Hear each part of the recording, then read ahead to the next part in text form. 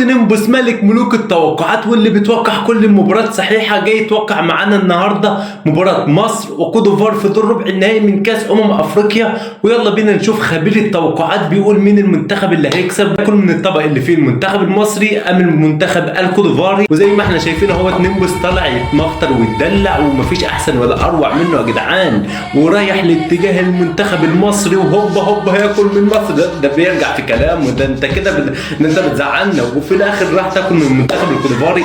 طيب ربنا ينتقم منك يا نيمبوس وتطلع النتيجه في الاخر لمنتخب مصر، وان شاء الله المنتخب المصري يفوز على المنتخب الكودوفاري في ربع النهائي ونتاهل باذن الله الى النصف النهائي. فانا مش عارف بصراحه يا جدعان ايه اللي زعل القط نيمبوس مننا. انت كنت خلاص رايح تاكل من الطبق اللي فيه المنتخب المصري، ايه اللي جه في دماغك في الوقت ده ورحت للمنتخب الكودوفاري؟ بصراحه كان سيناريو عجيب جدا. فيا ريت يا صديقي تروح تسيب الفيديو ده حالا وتدينا اللايك والفولو عشان بعد المباراه نشوف القط نيمبوس كان صح ولا غلط.